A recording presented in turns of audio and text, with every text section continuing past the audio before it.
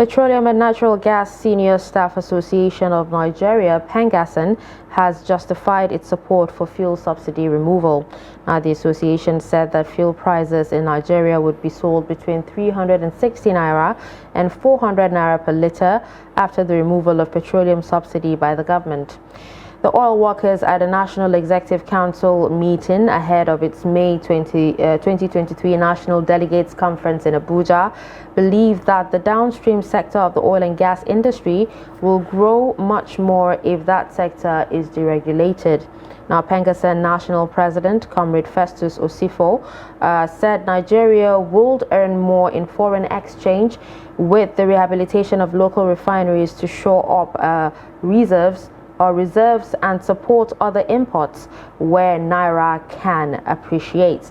Now, joining us in the studio to discuss subsidy removal, its implications and advantage is Chief John Kekocha, National Secretary, Independent Petroleum Marketers Association of Nigeria.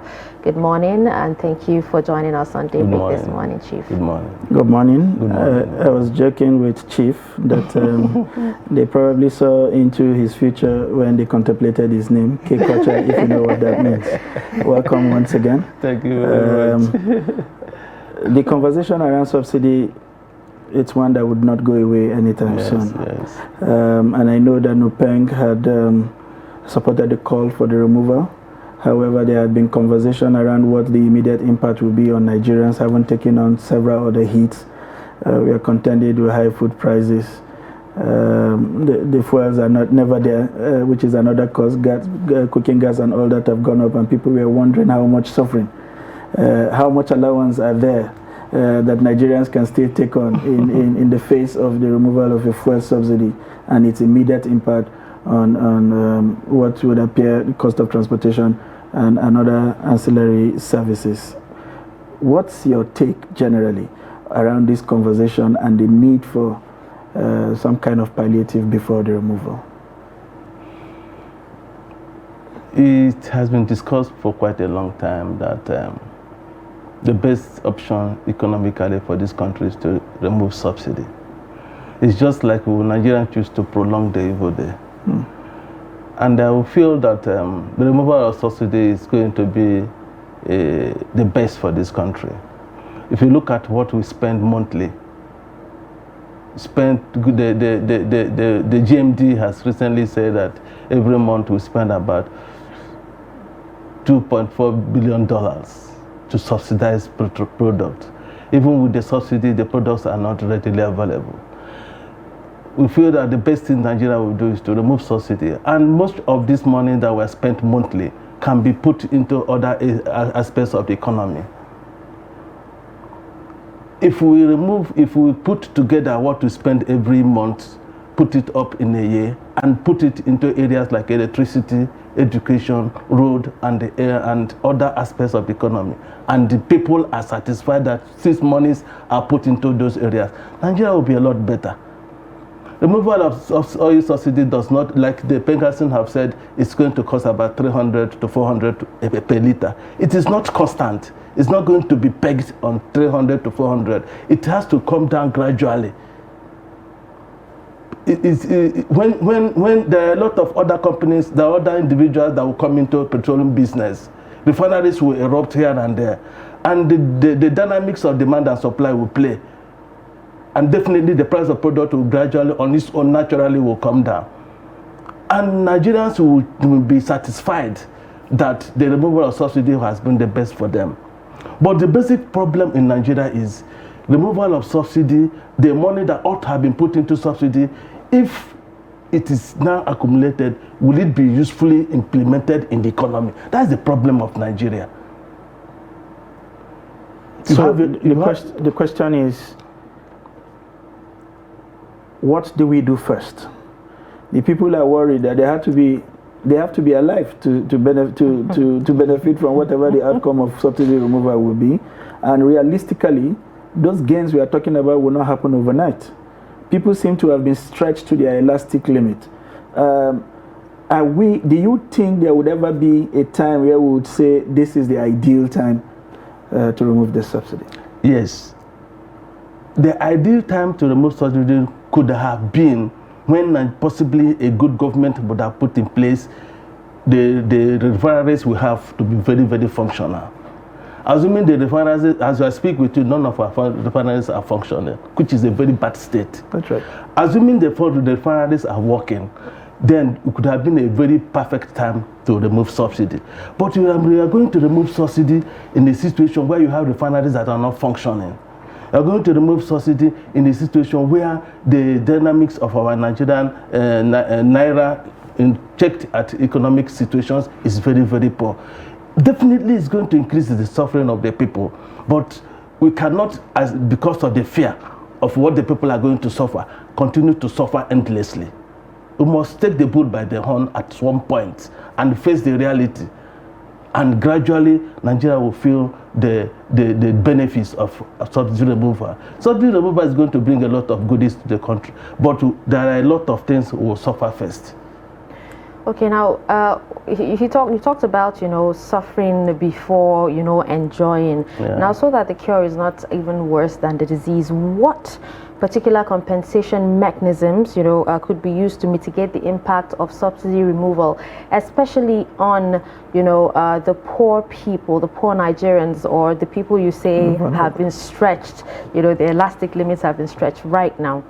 The government was talking about increasing wages in salaries, but it is part of, well, let me say it is part of the palliative. Maybe you increase the wages and people have more money, but the issue is that the more money you have, does it actually reflect in having more things for yourself?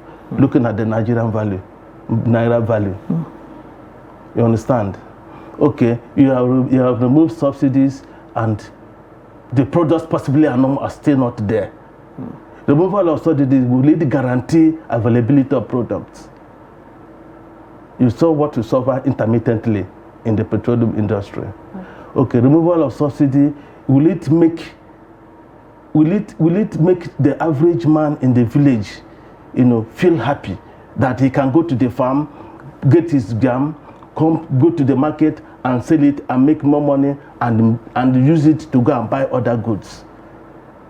Now, if we remove subsidy and the people are satisfied that the monies that ought to have been put into subsidy are used meaningfully to their benefit, I think everybody will be satisfied.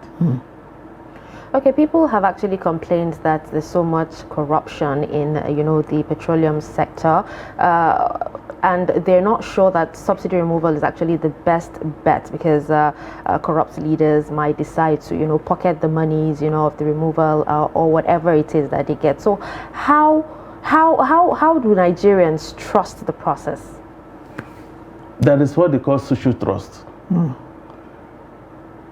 It is not easy for Nigerians at the present situation to be satisfied with the government policies, because social trust has been lost. Nigerians have lost their social trust on the government, looking at so many things that have played over the time. So to build up social trust will be a gradual process, possibly depending on who comes up we have just finished an election. Depending on who comes up to take the mantle of power, and he now tries to build up social trust on the government, and people now start seeing stage by stage the promises of government, how they are coming to play. But you can see, I've seen that the situation we have now, Nigeria has any social trust on the government, because so many things that have been promised has not been put in place.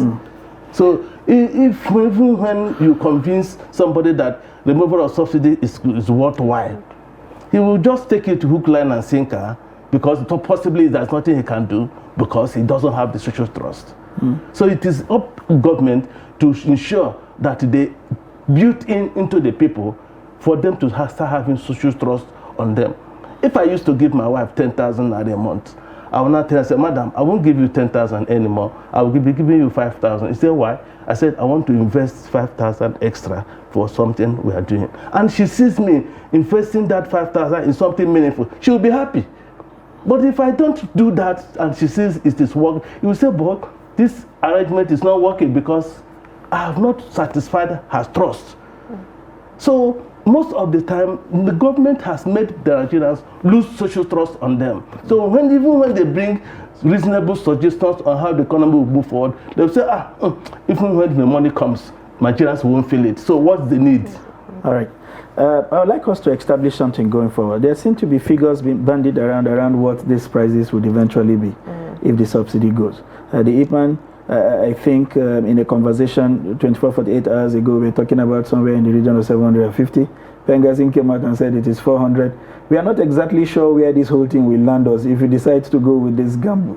What metrics were used to really suggest where this band would land? Because if we are claiming to be subsidizing and some of us are buying somewhere in the region of 300, we are wondering what will happen if eventually this whole thing is removed. For anybody to tell you removal of subsidy will make product be at 10 naira or 20 naira or 30 naira is just a white goose chase. It's just an assumption. Because removal of subsidy opens the economy of the petroleum industry into the international business. And in the international business dances with demand and supply, foreign currency, and so on. So which we don't have enough of. Which we can't guarantee right now. So, but if subsidy is removed, other players come into the industry, production, refinery starts coming up here and there. Like when we had MTN, the Airtel, we had the Glow line. There was a time they were buying line at about 1,700,000 naira. Gradually, other lines started coming in. Gradually, today, the lines will beg you to come and take their line so that you can be buying and be paying through their system. That is possibly what's going to happen. So nobody can tell you, hook, line, and sinker, that when they remove subsidy, the price of product is going to be like this. It is definitely has to be the dynamics of demand and supply.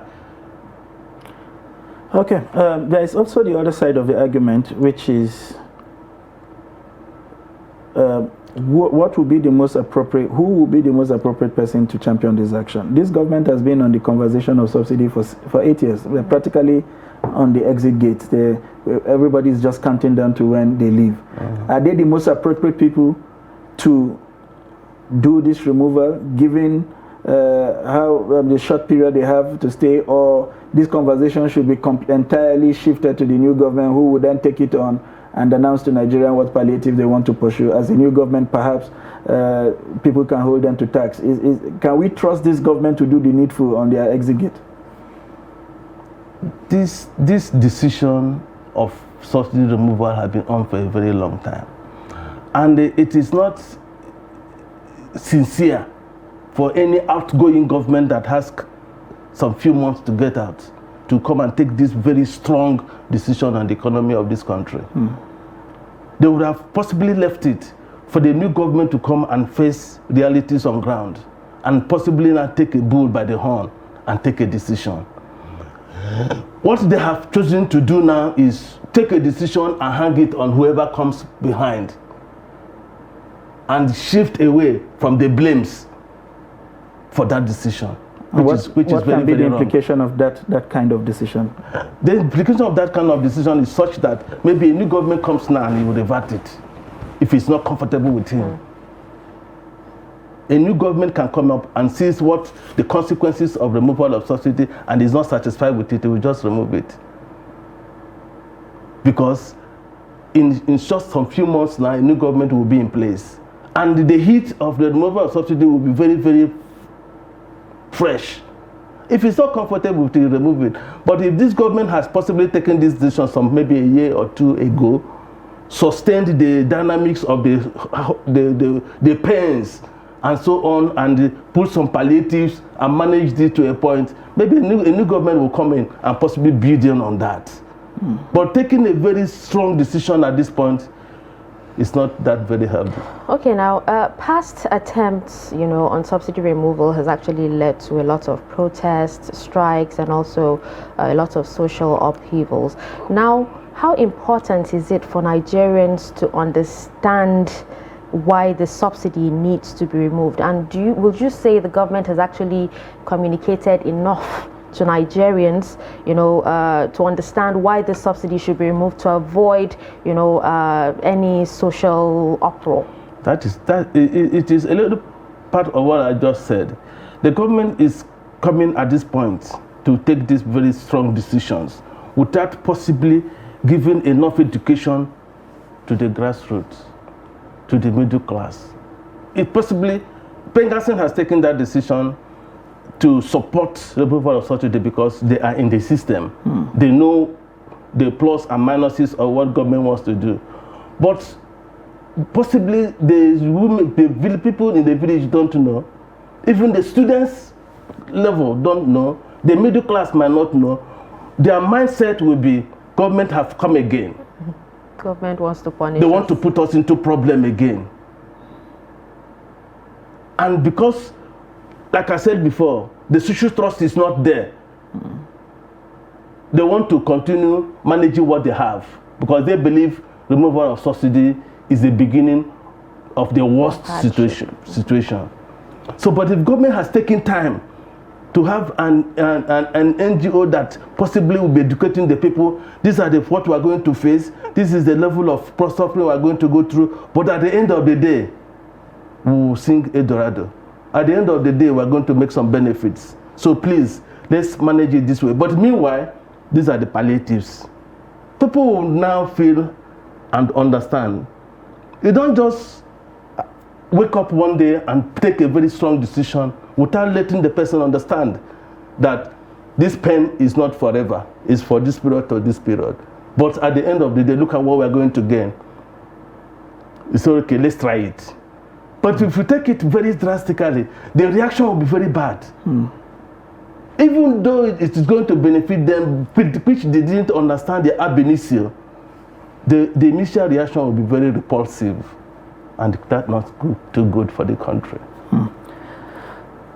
The conversation around subsidy has been described as an emotional conversation because it does appear that it's one product that has impact on almost every household. But realistically, you talked about the best time being when our refineries start working. These refineries are aged. At their optimum capacity, they may not be able to support fully what we need as a country. We don't seem, other than the efforts in the private sector, which are commercials, by the way, we don't see the government encouraging the replication of those kind of efforts. Or even, we've given us several modular refinery licenses that have amounted to nothing. In fact, the government is revoking what they gave out and celebrated in the media several years ago.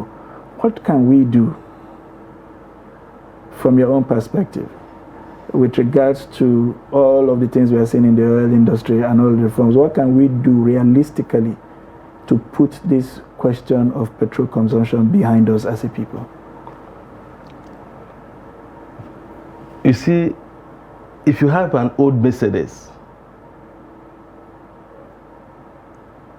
you want to put it in order, you go and buy new engine, you go and buy new gearbox, you go and buy new carburetor, you go and buy new body, reframe it, put it on the road, it is still an old Mercedes. If you spend 20,000 to put that Mercedes in order, and you use 30,000 to buy a new Mercedes, you have done a reasonable thing. We know what Nigeria is all about. We know how much money they have always told us they are putting into refineries to work, which have not worked. You will now ask yourself, how much is it to put in a new refinery? That is where the social trust of Nigerians are dead. How much is it to put a new refinery compared to how much you have spent telling us you have used to repair? If government had woken up and said, okay, for this period, for 1 year, 2 years, we're going to build a new refinery. You're not going to spend as much money as you spent building those old refineries those days because the systems have changed. Technicalities have changed. Like these modular refineries they are talking about here and there. It doesn't take that much to put up a modular refinery.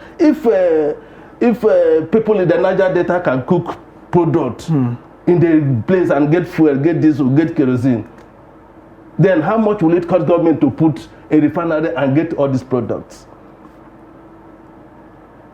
So government telling us that they want to spend this money on this, repairing that, they are not satisfying anybody's curiosity. But tell us you want to build a new refinery, you are going to spend such money. Nigerians can listen to you because that's the most realistic thing to do. Okay, now since it seems almost everyone is actually on board, the removal and anticipating, the removal of the subsidy, taking a look at the peculiar economic challenges, facing us in Nigeria right now, what kind of economic team do you think the incoming government should actually shop for to be able to manage the reform, and make sure that it's implemented? And, there's been talks about, when the subsidy is removed, there will be inflation and everything. What kind of team do you think, economic team, do you think the government should shop for to manage all the effects of the removal subsidy? That's what we have. We have the Center for Promotion of Private Enterprises that is led by Muda Yusuf. Muda Yusuf told us that if we remove subsidy, in a year we'll be making about 6 trillion naira. If that is realistic, and this country gets 6 trillion naira yearly, and you see, Nigerians have people who are very intelligent. And we know those people who are intelligent. They could not be politicians. Set up an economic team. This is what we make every year. Having removed subsidy, let us plan how to put these things on the table for the country. Look at electricity. Look at availability of products. Look at our roads. Look at education. Look at health. If you remove subsidy, maybe product are a little higher. I can go to hospital and get medication without spending so much. My children can go to school without paying so much. I can have access road to go to where I'm going. The pains of the removal is subdued, and I feel comfortable with it. So government knows the people who have the competence to manage whatever resources we will get from removal of subsidy, and Nigerians will smile. But let me tell you, when they want to set such economic team now, politicians will now come in and bring in, they start having slots. Mr. A, bring your slot. Mr. B, bring your slot. And they will possibly package bundle of incompetent people, and they will still mess up the system.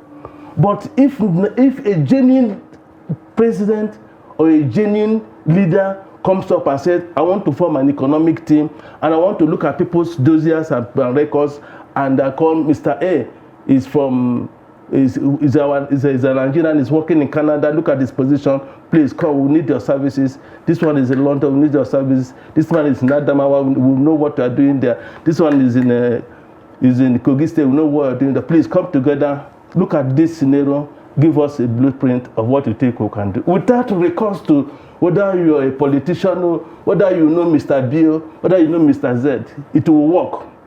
But when you want to make the selection based on this man is a PDP chairman, bring 2 persons. This man is APC man, bring 3 persons. It will not work. So do you think our problem up until this time has always been the inability to find the right persons? Definitely. What happens to the political will? In the case of this administration, when they came on board, remember we had a certain Kachuku from ExxonMobil. Okay. We had some other professionals. But the will, the ultimate will, this time last year, exactly this time last year to be precise, the president was responding to a Bloomberg report, and he said he doesn't believe in the whole concept of a subsidy removal because those canvassing it, especially the foreign media, have their country subsidizing product, and he doesn't understand why they could be subsidizing and we are not subsidizing. That's from the same president.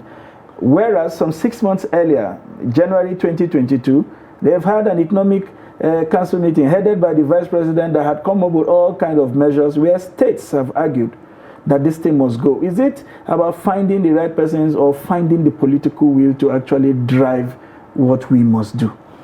Yeah, you made an example of some countries possibly being comfortable with the removal of subsidy. But you should equally understand their situation compared to our own.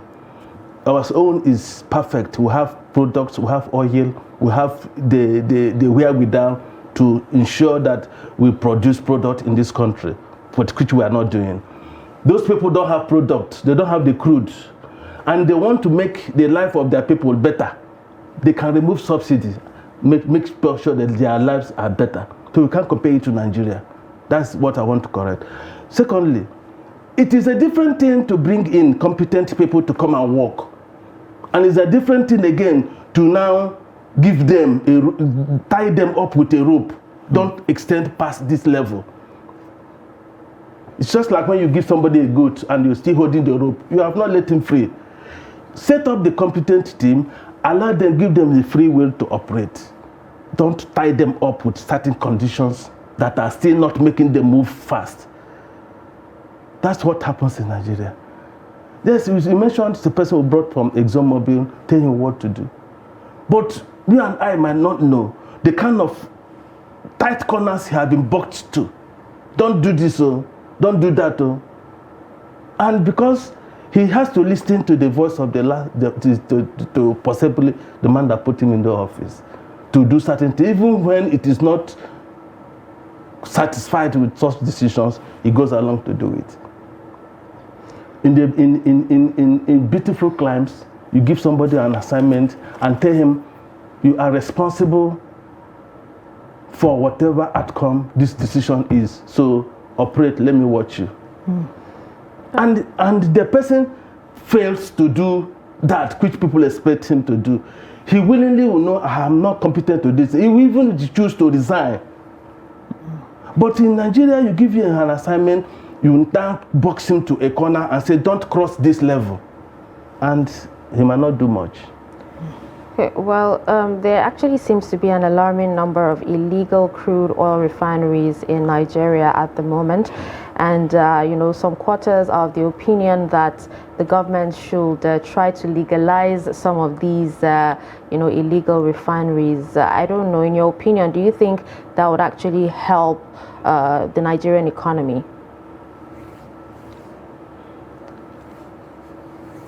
My base is the Niger Delta. I operate in Warri as a marketer. And I will tell you clearly that it will be funny for a country to choose to legalize illegal refineries. It will be funny because if you are privileged to get across to where these things are done, you shed tears for this country. Economic damages that these operations have caused is just by the corner. Lives that have been lost out of this operation is just by the corner. The economic loss of the country by these activities is just by the corner.